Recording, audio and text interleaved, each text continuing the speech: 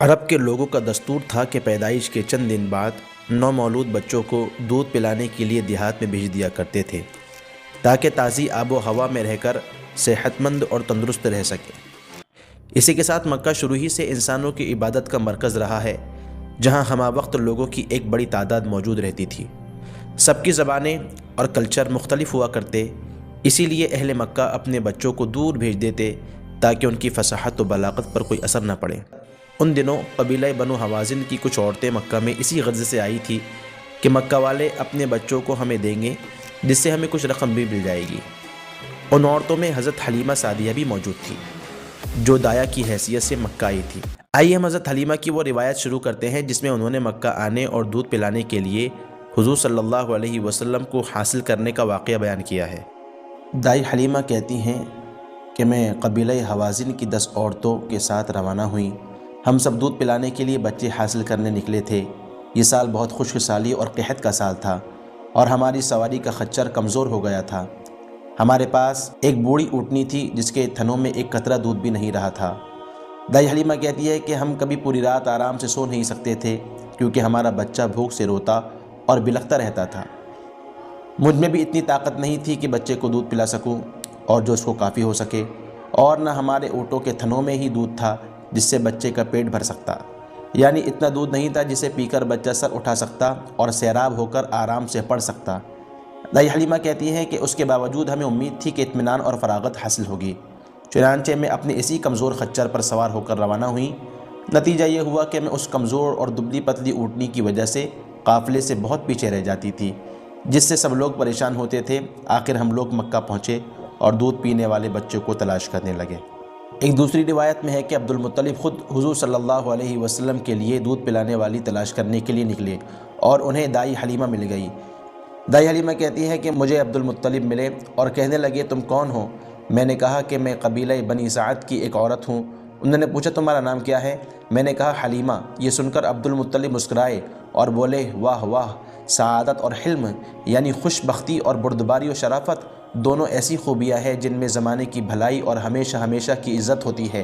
اے حلیمہ، میرے پاس ایک یتیم لڑکا ہے جسے میں نے دودھ پلانے کے لیے قبیلہ بنی سعد کی عورتوں سے بات کی، مگر انہوں نے اسے لینے سے انکار کر دیا اور یہ کہا کہ یتیم بچے کو لے کر ہمیں کیا ملے گا؟ ہم بچوں کے باپ سے انعام و اکرام حاصل کرنے کے لیے بچے لیتے ہیں، اس لیے تم بتاؤ کہ تم اس بچے کو دودھ پلانے کے لیے لے سکتی ہو؟ ممکن ہے وہ بچہ تمہارے لیے خیر و برکت کا سبب بن جائے۔ میں نے کہا مجھے اتنی مہلت دو کہ میں اپنے شوہر سے بھی مشورہ کروں۔ یہ کہہ کر میں اپنے شوہر کے پاس واپس ہوئی اور اس کو یہ بات بتلائی۔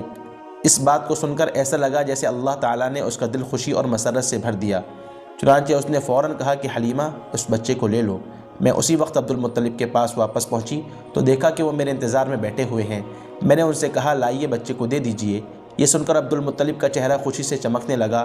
انہوں نے میرا ہاتھ پکڑا اور مجھے آمینہ کے مکان میں لے گئے۔ آمینہ نے مجھے دیکھ کر خوش آمدید کہا اور مجھے اس گھر یعنی حجرے میں لے گئی جن میں حضرت محمد صلی اللہ علیہ وسلم تھے۔ یہاں میں نے حضور کو دیکھا کہ آپ ایک اونی کپڑے میں لپٹے ہوئے ہیں جو دودھ سے زیادہ سفید تھا۔ آپ کے نیچے سبز رنگ کا ایک ریشمی کپڑا تھا۔ آپ سیدھے لیٹے ہوئے سو رہے تھے اور آپ کے سانس کی آواز کے ساتھ مشک کی سی خوشبو نکل کر پھیل رہی تھی۔ آپ کے حسن و جمال کی وجہ سے میں نے آپ کو جگانا پسند نہیں کیا اور پیار سے اپنا ہاتھ آپ کے سینے پر رکھا۔ آپ فوراً مسکرائے اور آنکھیں کھول کر میری طرف دیکھنے لگے۔ میں نے دیکھا کہ آپ کی آنکھوں سے ایک نور نکلا جو آسمان تک پہنچ گیا جبکہ میں اس کو دیکھ رہی تھی۔ میں نے آپ کے دونوں آنکھوں کے درمیان میں پیار کیا اور آپ کو گود میں لے لیا۔ آپ کو لینے کا سبب میرے لیے یہی تھا کہ مجھے آپ کے سوا کوئی دوسرا بچہ نہیں ملا تھا، ورنہ آپ کے اوصاف میں نے ذکر کیے ہیں وہ خود اس کا تقاضا کرتے ہیں کہ آپ کو حاصل کیا جائے۔ آگے دائی حلیمہ فرماتی ہیں کہ آپ کو لے لینے کے بعد میں آپ کو اپنے قافلے میں لائی۔ جب میں نے آپ کو دودھ پلانے کے لیے گود میں لٹایا تو آپ میری داہنی جانب سے دودھ پینے لگے اور خدا کے حکم سے سیر ہو گئے۔ اس کے بعد آپ کی یہی حالت رہی کہ آپ صرف داہنی طرف سے ہی دودھ پیتے۔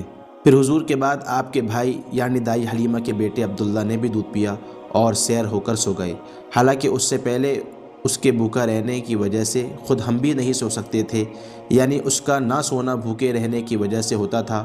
اس کے بعد میرے شوہر اٹھ کر ہماری اس کمزور اونٹنی کے پاس گئے تو دیکھا کہ اس کے تھن دودھ سے بھرے ہوئے ہیں انہوں نے اس کا دودھ نکالا اور ہم دونوں نے سیر ہو کر پیا اور بڑے آرام کے ساتھ رات گزاری۔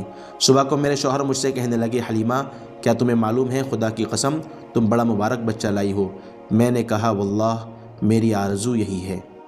اس کے بعد ہم واپس روانہ ہوئے۔ میں اپنے خچر پر سوار ہوئی اور اسی پر اپنے ساتھ میں نے حضور صلی اللہ علیہ وسلم کو بھی بٹھا لیا۔ اب یہ خچر اتنا تیز چلا کہ سارے قافلے کو پیچھے چھوڑ گیا، یہاں تک کہ ساتھیوں میں سے کسی کا گدھا بھی چلنے میں اس کا مقابلہ نہیں کر سکا۔